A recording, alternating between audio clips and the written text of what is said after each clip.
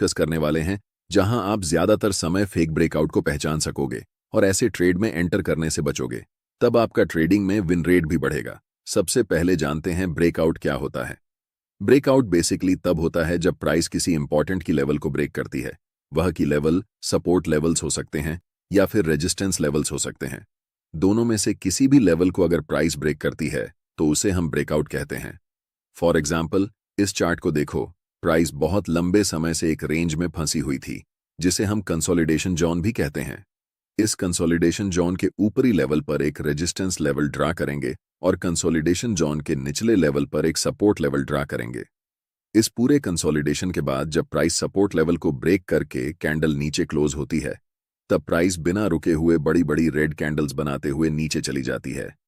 But सवाल यह है कि हम कैसे इस तरह के सेटअप्स को ढूंढ सकते हैं जहां सबसे ज्यादा चांस हो कि प्राइस असल में यहां से ब्रेकआउट करके रैली करने वाली है। आप में से बहुत सारे लोग को लगता है कि ब्रेकआउट ट्रेडिंग तो हम चार्ट पैटर्न को देखकर कर लेंगे, लेकिन इसमें नया क्या है? मैं आपसे एक बात कहना चाहता हूं।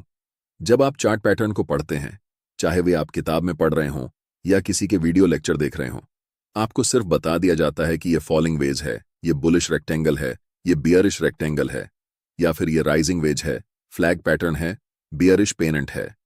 आपको ऐसे पैटर्न्स के नाम और कहां पर एंट्री करनी है, कहां पर एग्जिट करनी है और टारगेट बता दिया जाता है। लेकिन क्या वाकई में ऐसे ही पैटर्न्स चार्ट पर बनते हैं? इसका जवाब है नहीं। यह सारे चार्ट पैटर्न्स थियोरेटिकल हैं आपको समझाने के लिए, लेकिन जब आप चार्ट पर इन पैटर्न्स को ट्रेड करेंगे तो आपको परफेक्ट पैटर्न्स चार्ट पर नहीं दिखेंगे। फॉर एग्जाम्पल, ये टाटा मोटर का 1 डे टाइम फ्रेम में चार्ट है। आप देख सकते हैं कि यहां पर किस तरह से चार्ट पैटर्न्स बने हुए हैं, और अगर आप ऐसे चार्ट पैटर्न्स को चार्ट्स पर देखोगे तो आपको लगेगा ही नहीं कि यह वही चार्ट पैटर्न है। किसी चार्ट पैटर्न का नाम याद रखने से और उसे ट्रेड करने से आपको प्रॉफिट नहीं होगा। सबसे पहले आपको ब्रेकआउट ट्रेडिंग के कॉन्सेप्ट को जानना होगा। मैं आपको बताना चाहता हूं कि मैंने कभी भी चार्ट पैटर्न्स को रिमेंबर करने की कोशिश नहीं की है। ऐसा इसलिए क्योंकि मुझे शुरुआती दौर में ही ब्रेकआउट ट्रेडिंग कॉन्सेप्ट के पीछे की साइकोलॉजी और रीजन पता थे। अगर आपको भी वह पता चल जाए तो आपको चार्ट्स पर परफेक्ट चार्ट पैटर्न्स ढूंढने की जरूरत नहीं पड़ेगी। सिंपल सा कॉन्सेप्ट है कि ब्रेकआउट होने से पहले मार्केट कंसोलिडेशन फेज में होना चाहिए, और जितना ज्यादा कंसोलिडेशन होगा उतना ज्यादा पावरफुल ब्रेकआउट होगा। बस यही सिंपल सा फंडा है, और यही कारण है कि मैं मार्केट में प्रॉफिट बनाता हूं और ज्यादातर ट्रेडर्स जो चार्ट पैटर्न्स को ट्रेड करते हैं लॉस करते हैं। इसीलिए चार्ट पैटर्न को याद मत करो। उसके बदले में जब भी आप चार्ट्स को एनालाइज करते समय प्राइस की कंसोलिडेशन देखो तो उस कंसोलिडेशन जोन के ऊपर और नीचे की लेवल्स को ड्रा करो। फॉर एग्जाम्पल, यहां पर प्राइस अब ट्रेंड में है, तो यहां पर हम हायर लो और हायर हाई पॉइंट्स पर लाइंस को ड्रा करेंगे, और तब आपको ब्रेकआउट को ट्रेड करना है। अब लाइंस ड्रा करने के बाद आपके मन में एक सवाल आएगा कि अब प्राइस यहां से ऊपर की तरफ ब्रेकआउट करने वाली है या फिर नीचे की तरफ ब्रेकआउट करने वाली है। ज्यादातर ट्रेडर्स जैसे ही ब्रेकआउट होता है तुरंत ट्रेड में एंट्री कर लेते हैं, और बाद में उन्हें पता चलता है कि प्राइस थोड़ी सी ट्रेड की डायरेक्शन में जाती है, फिर रिवर्स होकर स्टॉप लॉस हिट करते हुए ट्रेड के अगेंस्ट चली जाती है। तब आप रियलाइज करते हो कि ये तो फेक ब्रेकआउट था, इसमें हमें एंट्री नहीं करनी चाहिए थी। सिर्फ कहीं पर भी ब्रेकआउट होने से ट्रेड में एंट्री करना सही नहीं होता है, क्योंकि 80% ऑफ टाइम जब प्राइस इनकी लेवल्स को ब्रेक करती है तो वह फॉल्स ब्रेकआउट होता है। डरने की कोई बात नहीं है। अब आपके मन में यही सवाल हो रहा होगा कि इतने सारे फेक ब्रेकआउट्स में से सही ब्रेकआउट को कैसे पहचानेंगे।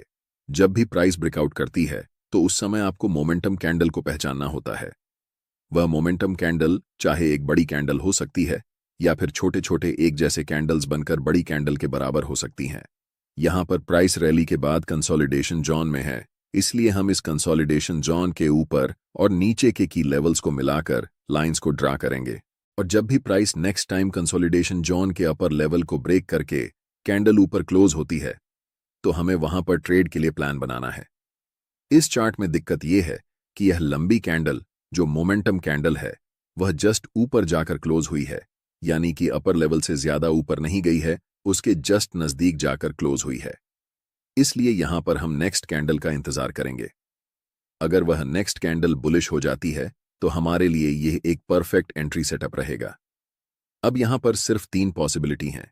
पहला, या तो प्राइस यहां से डायरेक्ट ऊपर चली जाएगी, दूसरा प्राइस यहां से फिर रीटेस्ट करने के लिए इस लेवल पर आएगी और तब ऊपर की तरफ रैली करेगी, और तीसरा कि प्राइस डायरेक्ट यहां से नीचे की तरफ आती है और हमारा स्टॉप लॉस हिट हो जाता है।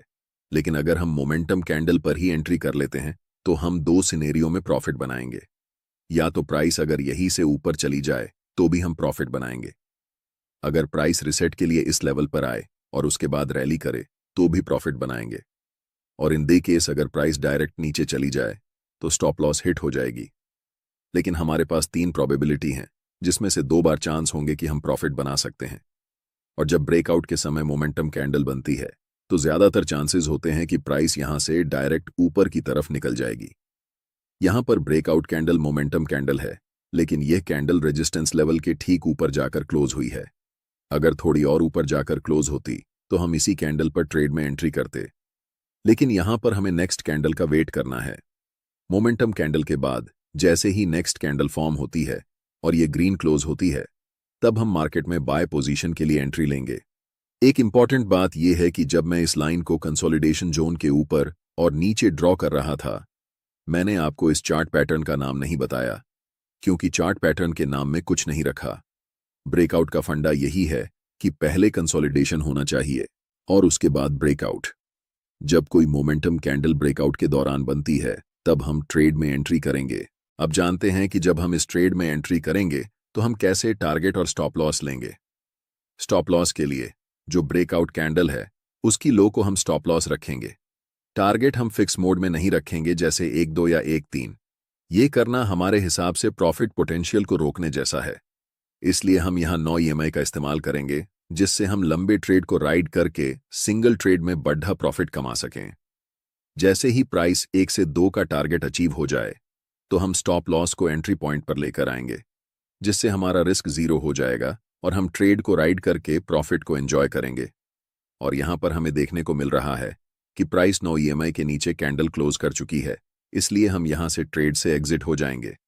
अगर मैं इस ट्रेड में रिटेस्ट का इंतजार करता तो ये ट्रेड मिस हो जाता। बहुत से ट्रेडर्स रिटेस्ट का इंतजार करते हैं, जो कि मेरे हिसाब से एक लॉस का सौदा है, क्योंकि ज्यादातर टाइम जब मोमेंटम कैंडल ब्रेकआउट करती है तो प्राइस रिटेस्ट के लिए वापस नहीं आती। ऐसे ट्रेड में हमें बड़े प्रॉफिट देखने को मिलते हैं। इसी कारण आप इंतजार करते रह जाते हैं और प्राइस टारगेट देकर निकल जाता है। ये वीडियो आपको कैसा लगा हमें कमेंट बॉक्स में जरूर बताएं। अगली वीडियो आप किस टॉपिक पर चाहते हैं यह भी बताएं। जिस टॉपिक पर ज्यादा कमेंट होंगे हम उस पर वीडियो बनाएंगे।